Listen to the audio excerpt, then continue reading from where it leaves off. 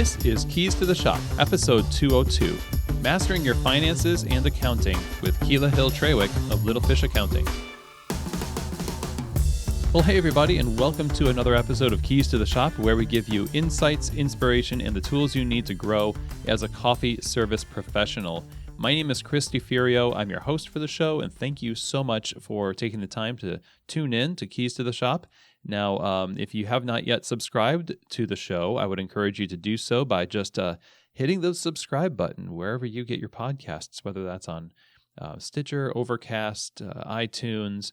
When you do so, you'll always be up to date with new episodes. And if you have the opportunity to rate or review this show on iTunes, that would be awesome, especially if you can review the show. Definitely trying to get up to over 100 pretty soon on iTunes. That would be really helpful. And thank you so much to those of you who have already done that. Now, today's episode is brought to you by the wonderful folks over at Prima Coffee. Prima Coffee is one of the world's best specialty coffee equipment suppliers. And what makes them the best is the fact that they curate the best equipment from all over the world, tested and tried great equipment. And they fit that equipment perfectly with your needs. As their customer, they are dedicated to making sure you get what the business needs from their large selection of commercial coffee equipment. So if you're in a position of opening a coffee shop, or you already have one and you're thinking about revamping the equipment or expanding your business, this is where Prima Coffee can really help you with espresso machines, grinders, brewers, hot water towers, you name it, even under-counter refrigeration and sinks. You can find that at Prima Coffee. So I would encourage you to reach out to them. They are definitely great people to partner with when you're looking to equip yourself with the best equipment. And again, that website, prima-coffee.com/keys. Today's episode is also brought to you by the Pacific Barista Series. This is the world's #1 plant-based performance beverage for the simple reason that it's created for and by baristas. And when I say by baristas, I mean Pacific, when they're creating these, they reach out to the best baristas in the world, have them test it out, give them a ton of feedback, make the necessary changes so that it truly is a performance beverage and not just an alternative to milk in your cafe. You can choose anything from the Barista Series line: almond, soy, coconut, rice, oat, hemp. Whatever you choose will take the heat from steaming, give you amazing latte art ready texture, and keep the flavor balance focused on the coffee, which, as a coffee shop, it's kind of a good thing. These products are amazing, and you should try them out in your store. Bring them in and have your baristas test them out, taste them, have your customers taste them, and I think that you're going to find they perform very well. So to find out more information, go to the website, pacificfoods.com. Just follow the link in the show notes and see how the Barista Series from Pacific can elevate the plant-based offerings in your cafe. All right, well, today we are going to be diving into the subject of finances and accounting. This is one of those subjects that can be very mysterious, and if we're not on top of it, we will suffer the consequences later on. So many businesses end up struggling unnecessarily because of bad accounting and financial practices. And I wanted to talk to somebody about this to break this down for us so that we can start off on the right foot, or if you're kind of down the path a little bit, what you can do to sort of correct that. And I'm so pleased to welcome to the show someone who has such an amazing amount of experience and focuses in on small businesses like ours. And that is Keila Hill-Trawick of Little Fish Accounting in DC. Keila is a strategic business advisor who partners with freelancers, solopreneurs, and small businesses to plan and reach their financial goals. And after spending a decade working in both the government and private sector, Keila launched Little Fish Accounting to serve as a trusted partner in financial and tax planning to drive business results and growth in these small businesses. Keila holds a BBA in accounting from Georgia State University, an MBA from Mercer University, and is a licensed certified public accountant. She has held multiple senior level accounting and financial positions at corporations such as Home Depot, Georgia Pacific, UPS, CNN, Turner Broadcasting, Comcast, and various federal agencies. She's based in Washington, D.C., and like I said, now services small businesses all over the nation through Little Fish Accounting. And in this episode, Keila lays out wonderfully information that will help you stay on top of your accounting so that your business can thrive and you won't be surprised by financial hardships down the line. Basically setting you up for success in accounting and finance is what this episode is all about. Covering questions like, what kind of reporting do we need and systems do we need as we first start the business? Things we need to be aware of as we grow the business. How detailed do our reports need to be? What are the questions that we should be asking of our reports, like the things that we need them to tell us?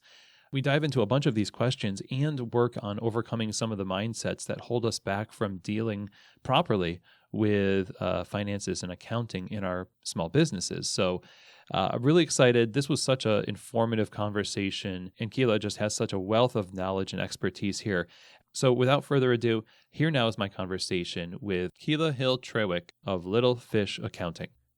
Well, Keila, welcome to Keys to the Shop. I'm so pleased to have you on the program. Thank you so much for having me. I'm excited about this conversation.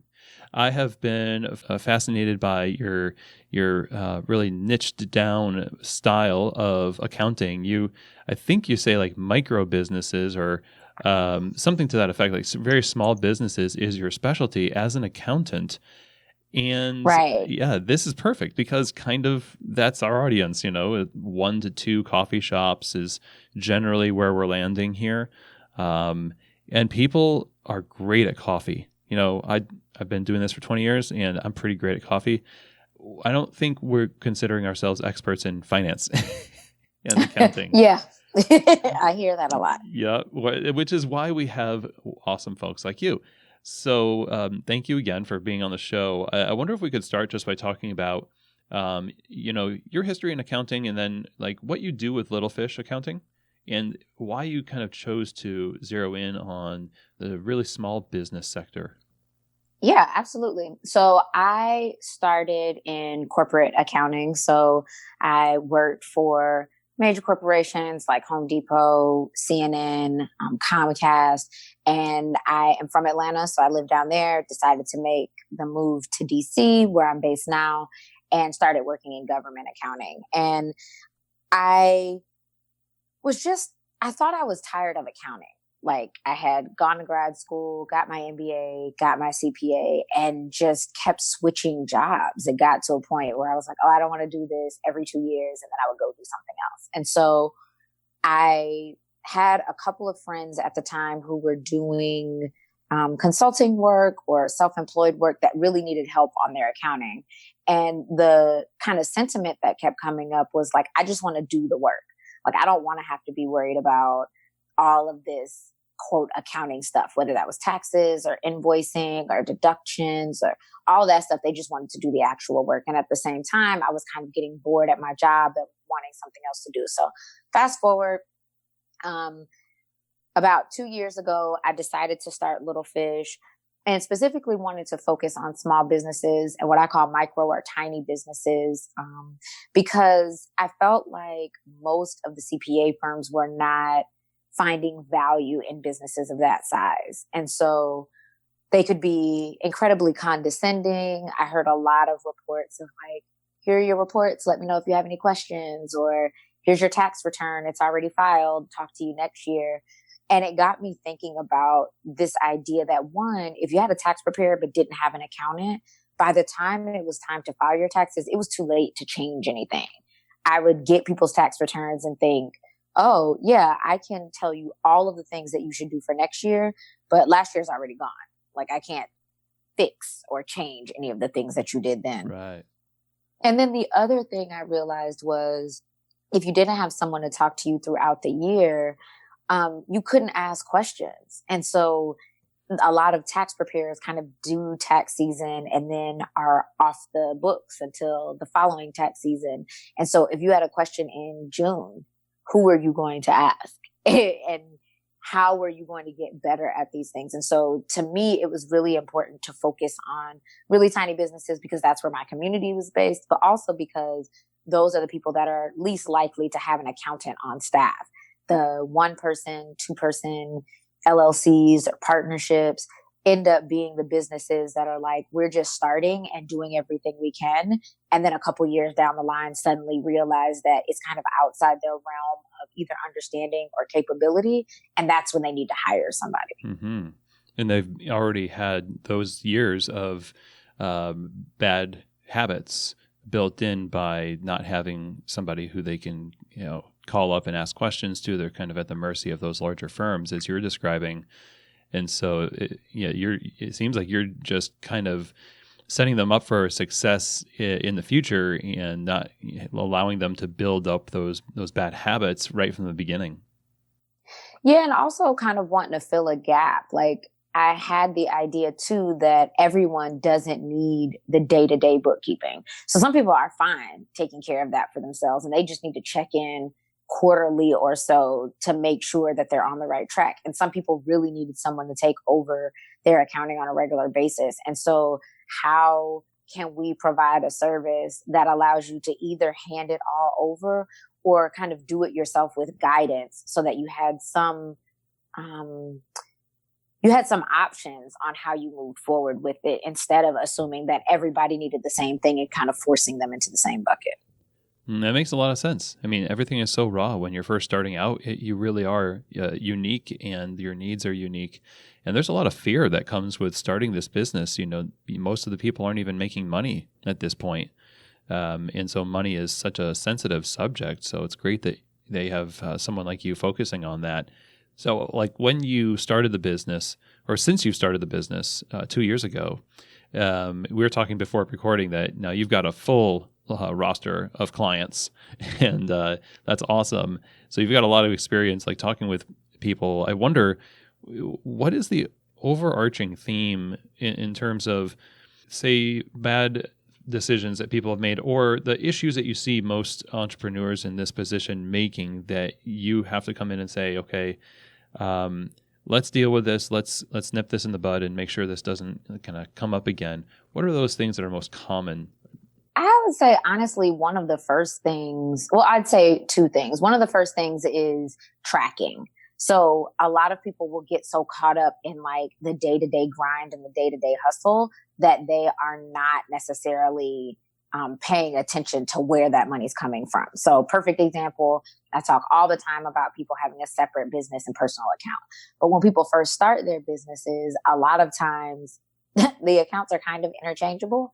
It's like, yeah, I have a business account, but there wasn't enough money in there. And so I just bought all of the stuff out of my personal account. And then at the end of the year, taking advantage of those deductions gets difficult because you don't remember where all that stuff came from. You don't have a system set up to track all of that. And then that leads to kind of the second thing that I see come up most often, is that people are afraid of what they don't know, or like they're scared they're bad at math, or they're not good with money. And it's really an issue of organization. Do you have all the paperwork that you need? Do you have all of the support for the things that you purchase? Did you ask questions and then make note of those so that you could handle those in the right way going forward?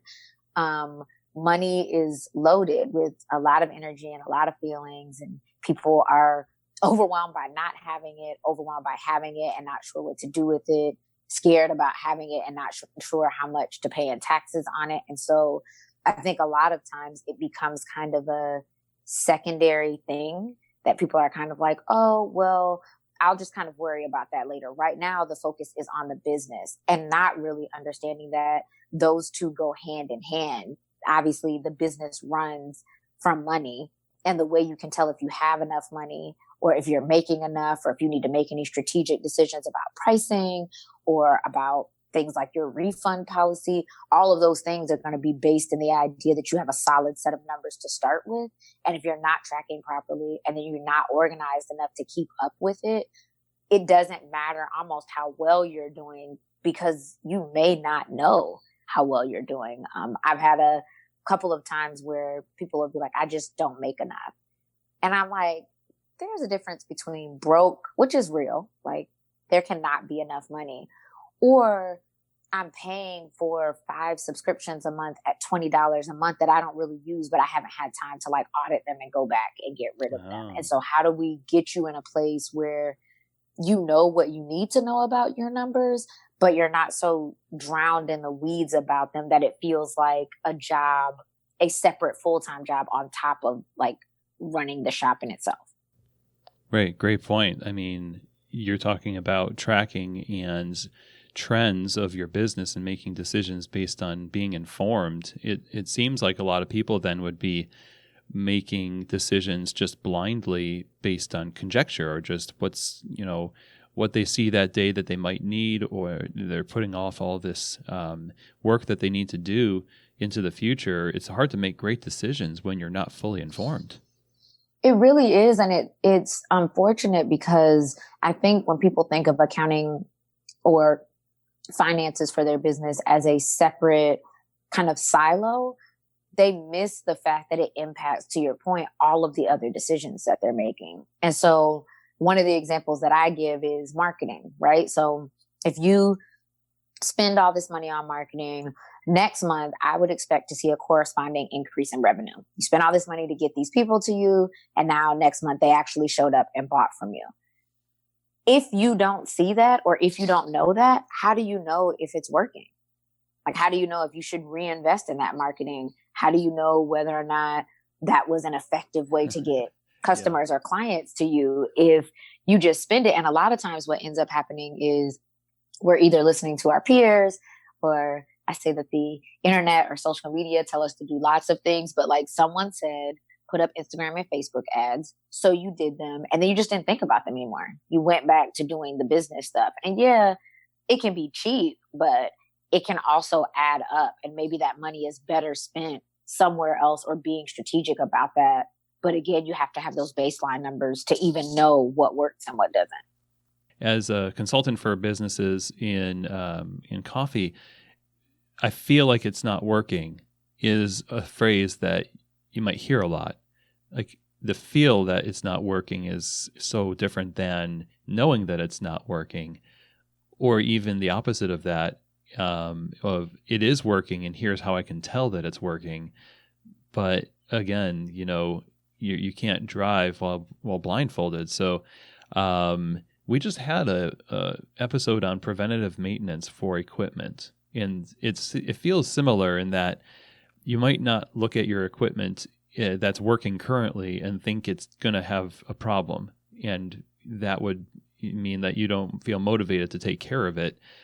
I feel like almost the finances are a similar way. Like, we're okay right now, and I don't need to focus on it right now because it feels like we're okay right now. But then later, it's not going to be okay because we didn't do our due diligence to kind of do some preventative maintenance on our finances. How do you get people over the hump in their mindset towards finances? Like, when you're with a client and they have these fears and they have this procrastination with their taxes or with tracking and things like that, what are the things that you tell them to help them get over that and enter into a new mindset that's a little bit more forward thinking? I think one of the things that I like to tell people at the very beginning is like, it's not necessarily as bad as you think it is. I think what ends up happening is if you're a year behind or 2 years behind in taxes, it gets much easier to kind of stick your head in the sand and say, I definitely know I can't deal with those past 2 years, which tells you that I'm not going to be able to deal with this year. And so I'm just going to avoid it altogether. And so having the conversation so that people understand the consequences, that they understand the realistic event that will happen. So, hey, yes, when you file, you may owe. We can talk about a payment plan. We can figure out how to pay them later. Yes, when you file, there may be penalties. That's fine. We can ask for a penalty abatement. Like, there are options so that you don't feel like the worst that can happen will happen. The other thing that I like to explain to people is like, let's piecemeal it. There's no expectation that if you haven't filed taxes in 5 years or haven't been keeping up with your accounting for the last 3, that we're going to be able to fix all of that right now. What's going to happen instead is that we need to take piece by piece. Let's prioritize what we need to do. Let's do the furthest back thing first and then move ourselves forward. Like, making sure that people get what is kind of, quote, threatened. So this idea that, oh my gosh, I'm going to get audited or they're going to come take my business is not realistic, but we can address the things that could potentially happen with you and let you know in advance what those consequences might be. I think the other thing to bring up is there are ways to do this in the future that don't have to take over your life. So to your point about the preventative maintenance, it's like, oh, well, it's working right now, so I don't have time to think about that. And with finance, I try to have the conversation where I say, okay, but once a week, once every 2 weeks, just look at it. You don't have to, the whole thing that we're going to do now to build it is not where you're going to have to do consistently to check up on it. And if you keep on top of that, at the end of the year, it doesn't have to feel like this. On the equipment, we don't have to wait until it breaks to do something, because last month when I looked at it, I kind of thought something was a little bit off, and I can address those tiny things now so that it doesn't become a big thing. And same thing with finances. Look at it every week, every 2 weeks, look at your reports for the month, get a sense of what's happening so that at the end of the year, you're not surprised and going back and trying to fix things from there. Excellent. Yeah. That segues perfectly into my next question about what to do. Like, let's say that we are just starting a business and we want to start off on the right foot. What are some of the do's and don'ts in terms of, well, let's put it this way. We've talked about the mindset, and we've, decided that we're going to embrace the idea of doing preventative maintenance on our finances and looking at it, every, week or so, and our reports. But what reports do we need? Like, when we first start up a business, what should we be putting in place that's going to help us in the long run? I would say you definitely want to start with an accounting system. So QuickBooks, Wave, FreshBooks, any of those that are going to connect to your business bank account, which is going to be separate from your personal, because everyone is going to do that. And we're not going to have this issue later on. But what you want is for it to automatically pull your transactions and you go in and categorize them. That makes a couple of things better. One, you always know what's going in and what's going out. And one of the things that I want to bring up, because some people are full-time entrepreneurs, some people work full-time and do this on the side. You also want to make sure you have a separate bank account so that you know how much the business is actually making. When you work full time, it gets easy to look at the bank account and say, well, there's still money left over, so it must be fine. But you want to have a sense of how much is the business bringing in, though? Like, am I giving the business $100 a month, $1,000 a month? Is it self-sustaining? Just because I have money in my personal account where all of the transactions are going through doesn't mean that it's the business making its own money. And so one of the reasons that I say you really want to make sure that you open a business bank account is because you can see clearly what's coming in and what's going out. And especially if you're working another job full-time or another entrepreneurship role, if you have to give the business money, you're thinking about it almost like allowance. I gave the business this much at the beginning of the month. They spent it out in expenses, but now I have a very clear and discrete idea how much it took to run the business for that month until it's able to sustain itself for income.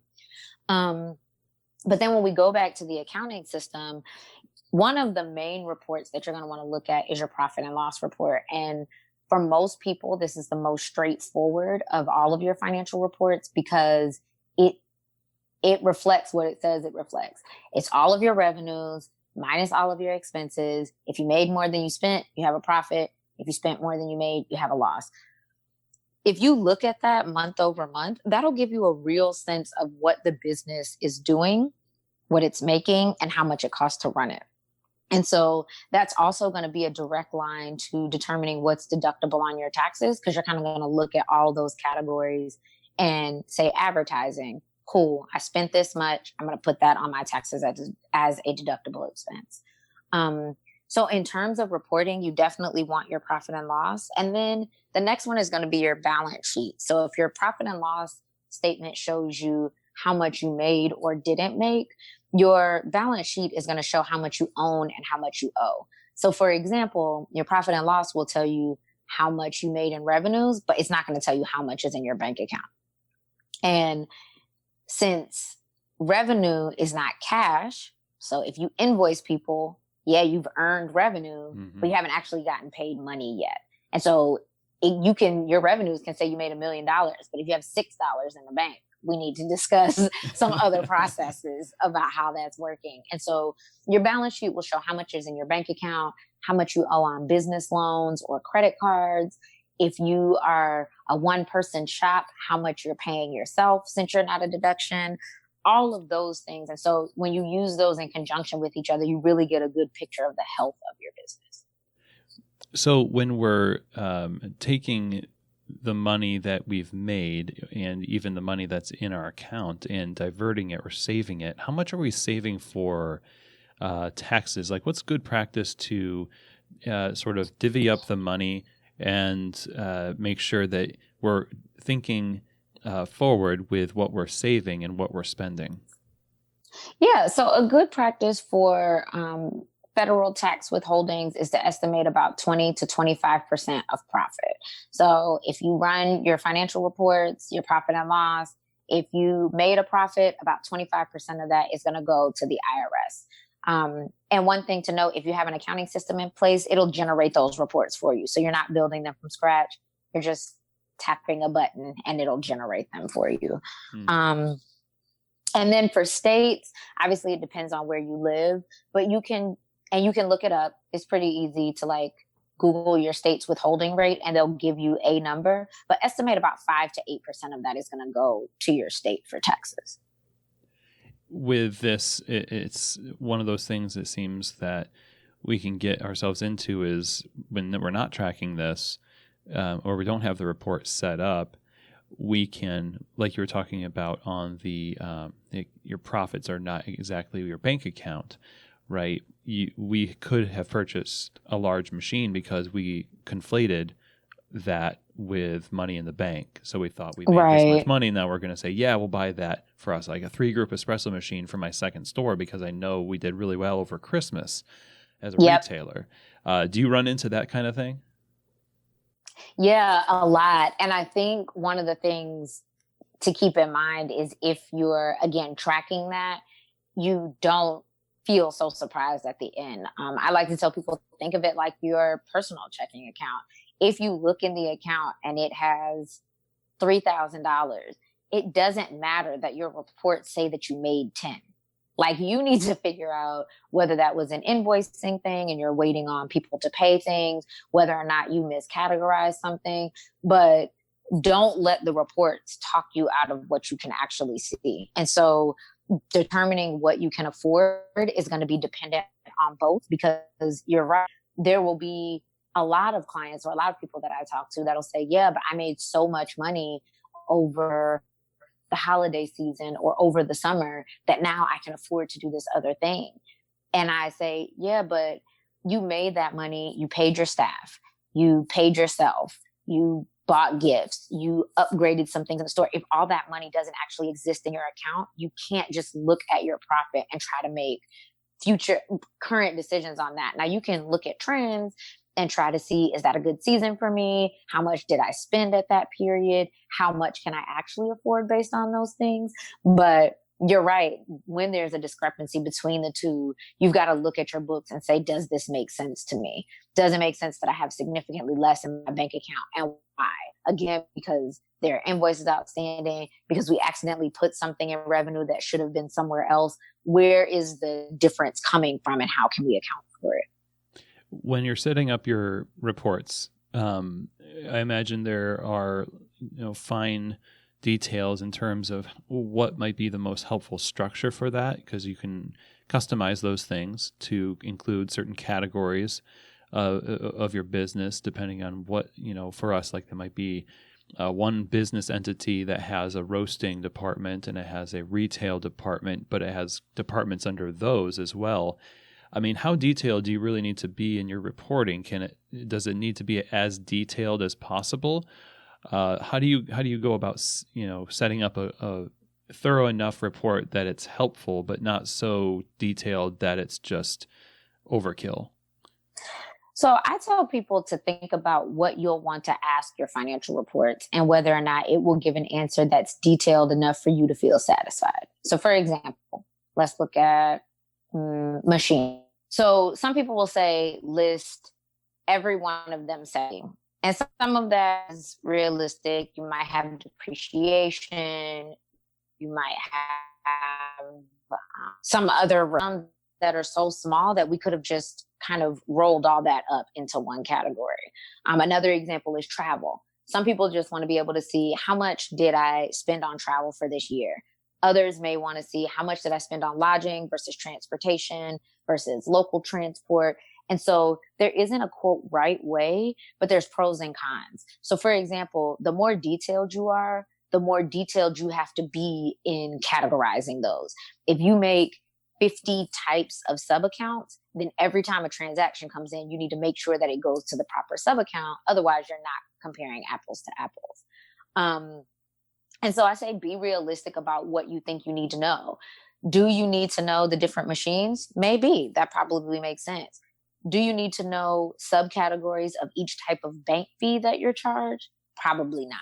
And so roll the ones up that you can and be able to ask your report, hey, how much did I spend specifically on not just advertising as a whole, but PR specifically? Well, then there needs to be a sub account for that. But if you don't care about that, if you just want to know overarching categories, it's not required that you be detailed at that level. Okay, fair enough. So the questions that we want to ask our reports will vary, business to business. I imagine there's somewhat of a general list of questions that we would want to know from our reports. We kind of talked about that a little bit in terms of how much money do I actually have in my account to purchase things without hurting my business. What are some other questions that you recommend people ask their reports? So that's a really important question that people don't think about, especially when it comes to loans or credit cards that have a minimum amount that you have to pay. How much of what I'm making actually belongs to someone else? How much am I estimating for taxes, and am I paying those on time? Another question that you want to look at is how much am I paying myself from the business? I think a lot of people will look at like their revenues and think about all the money that's coming in and kind of going out to people, but not take themselves into account of like, how much do you give yourself to run the business? And can you see that? Is that easy for you to identify on your statements? I would say one of the last questions I would ask is, where is your money going? And we kind of alluded to this earlier when we talked about like the different subscriptions and stuff like that. But when we talk about core operations, how much does it cost to run the business? And how much am I spending to like get people to the business, to improve it? Because you really want to have a sense too of kind of bare bones. If I just need to pay people, buy the supplies, make sure that we have everything that we need, how much is that costing me?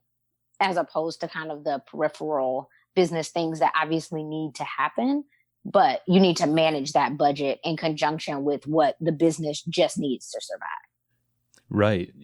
Those are great. And it makes me want to ask about the marketing part of it, because so much of what we spend in small business has to do with, do I pay extra to advertise on Yelp? Am I taking out, Facebook and Instagram ads like you were talking about earlier? And you're saying that you want to see a return on that investment for sure. What's the most frequent frivolous purchase that people think is going to be worth a lot, but ends up not really being a gain to the business? Yeah, I would say it's a combination between advertising and software.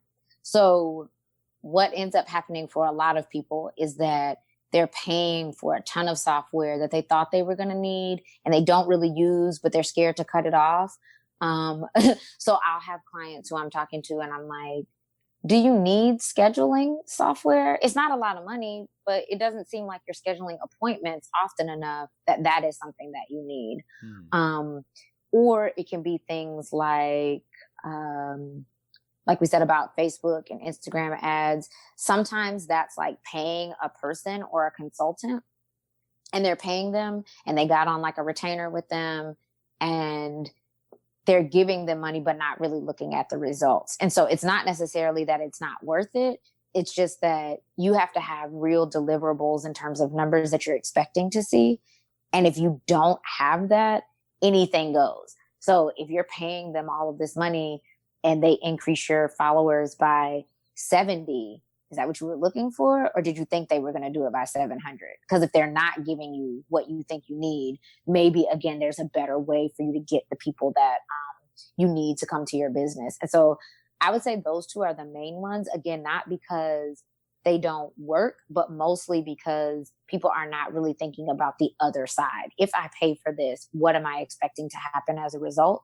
And instead, and this is for all small businesses, new and old, especially with the clients that I work with, because they're so small, it gets hard to think about everything. It's hard to remember like, oh, I need to check on that. And, oh, I need to look over this. And I need to check to see what they're doing with this when it comes to, for example, advertising or something like that. They want to be able to set it and forget it and just recognize that somebody else is taking care of it for them. And so the realization that you have to set time to the side to see whether these things are effective ends up being where people overspend, because they're like, I'd rather just pay somebody not to have to think about it. Interesting. But then you don't know whether or not it's worth it.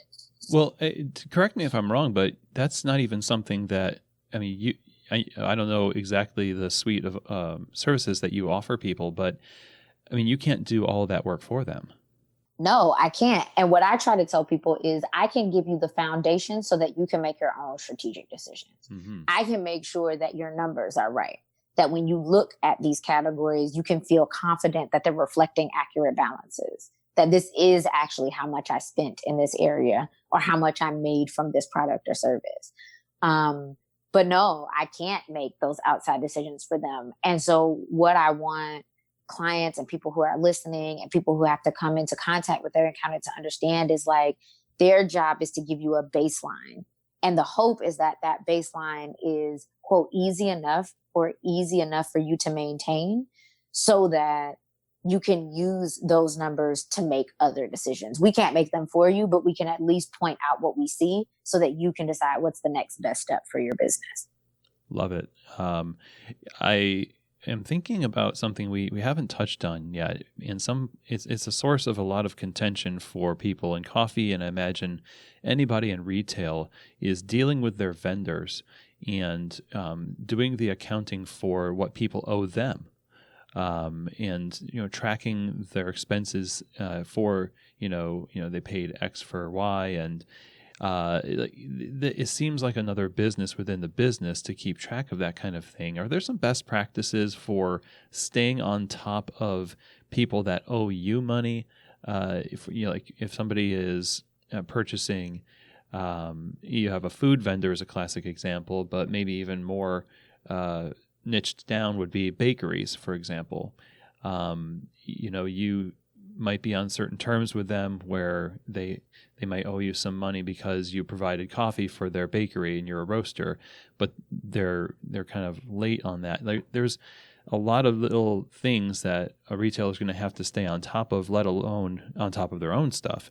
How do we manage that layer of accounting within the business?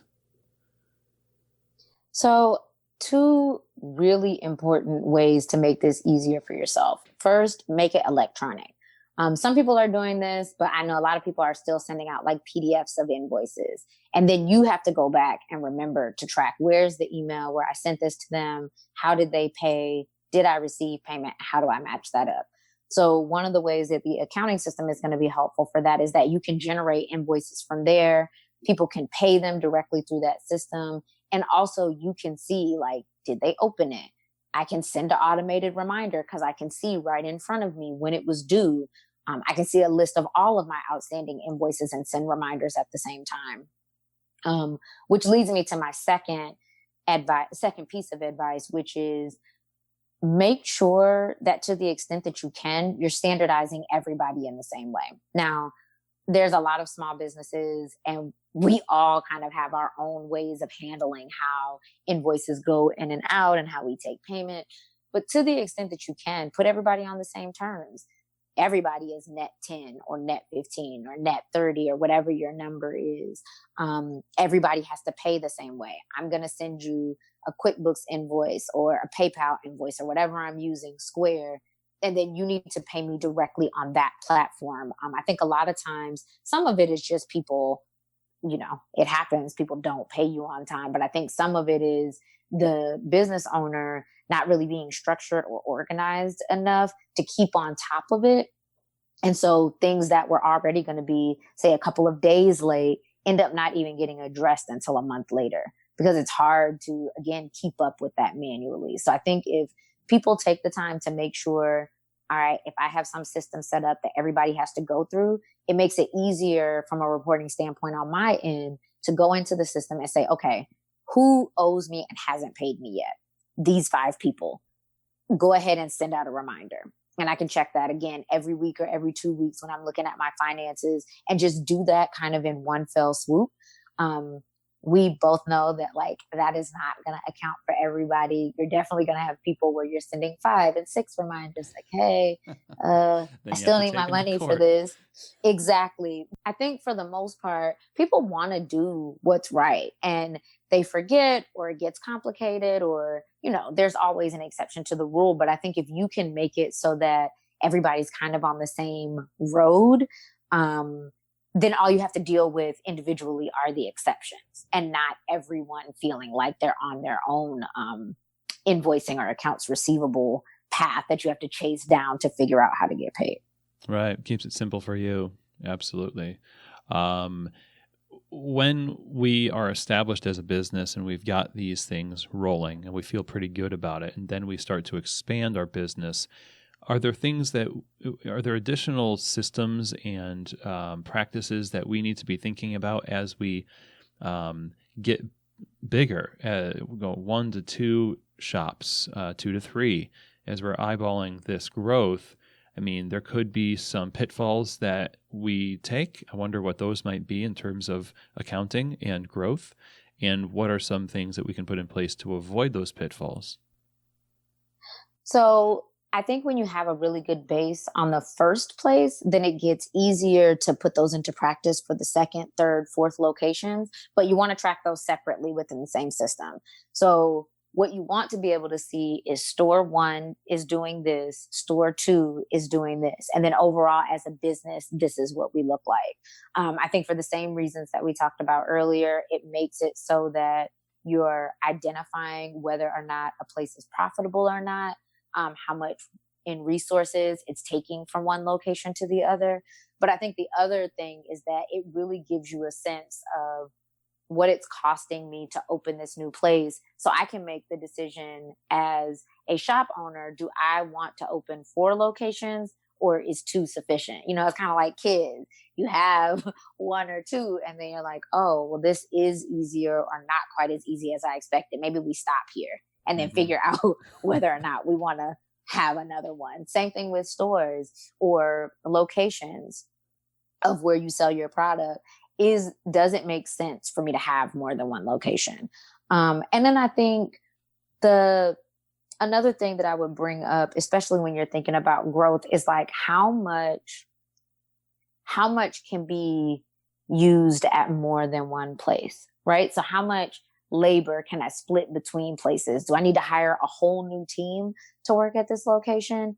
Or is it sufficient to have the people that I have now just kind of split over the 2 different places?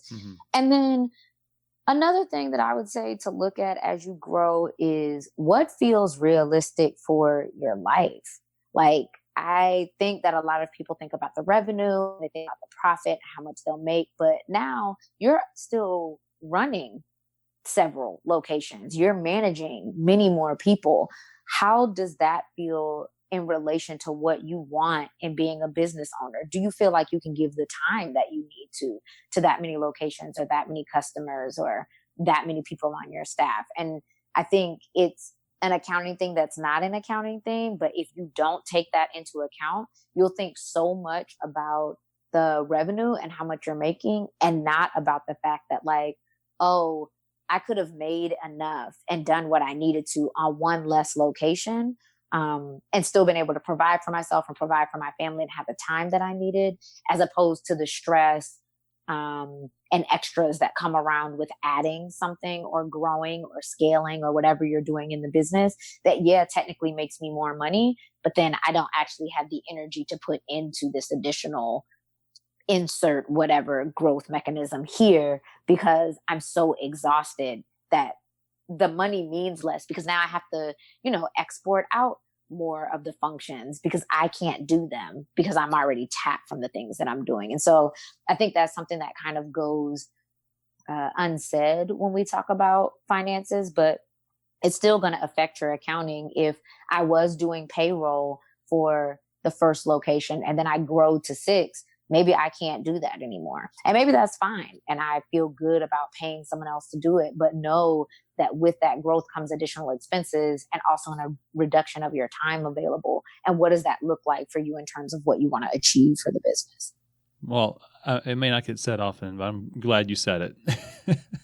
That culture, the hustle culture, just kind of teaches us that we need to do it just because it's a good idea to do it. And we reflexively reach out for more funding, more expansion, and it feels like we do that without paying much mind to the practicality of it. What's it going to be like to live with these 2 or 3 businesses? So I'm really glad that you brought that up. And I want to say this whole conversation has been really informative and just, I think, gives a sense of peace to us in terms of, hey, this is doable. Like you said earlier on in our conversation, this is things aren't as bad as you think, and it's not as hard as you might think it is. But we procrastinate because we forecast disaster so much around finances, and you've done such a great job deconstructing this and demystifying it for us. My final question to you, I suppose, would be what your final advice would be to us as coffee shop professionals moving forward and staying on top of our business accounting and finances. What would you love for us to just walk away with from this episode? I think one of the main things would be like, do what you can. And when I say that, a lot of people will say, maybe I can't afford an accountant, or maybe, I feel so far behind that I don't know where to start. It's like, start with what you know. You're far behind on taxes. Let's look at that oldest year and figure out the best way to be able to catch you up. You don't feel good about your accounting system. Do some research on the ones that are available, sign up for one and get started. I think when we, again, put our heads in the sand, or we kind of just decide that it's not available to us, it feels scarier. And so if we take advantage of the multitude of resources that are kind of available to at least just get started in one direction, that step counts, and not to really undermine that and think, oh, well, if I can't do all the things, I might as well not do anything. Really focusing on, but you can do something. And if that step is opening a business account, or that step is, starting an accounting system, if any of those things are just your first step, take that step and then move to the next thing that you're able to do. And don't feel like if it can't all get done now, that you can just ignore it, because it just makes it worse for you later on. Well, thank you so much, Keila, for being on the show and talking with us about this very, very important subject. Where can people go to learn more about what you do at Little Fish Accounting, and stay in touch and reach out? Yeah, so you can find out more about me and about our services at littlefishaccounting.com. And then online, you can find us on Instagram at Little Fish Accounting, and at Facebook, Little Fish ACCTG. Excellent. Thank you so much once more. This has been fantastic. Thank you so much for having me. I appreciate it. Well, throughout this conversation, one of the things that struck me is that it is so easy to get behind if we just put this kind of thing off.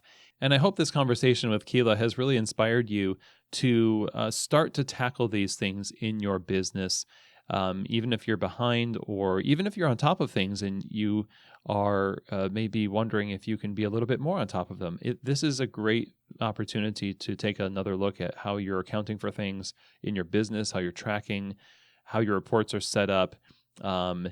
Kudos to you if you are doing all the things that Keila was mentioning in this podcast. That is wonderful. If you're just starting a business, these suggestions that Keila has made is a great place to start. As she said, and as we all know is true, when business starts going, it can be easy to put this stuff off and become overwhelmed with it as it sort of snowballs into a bigger problem than it has to be.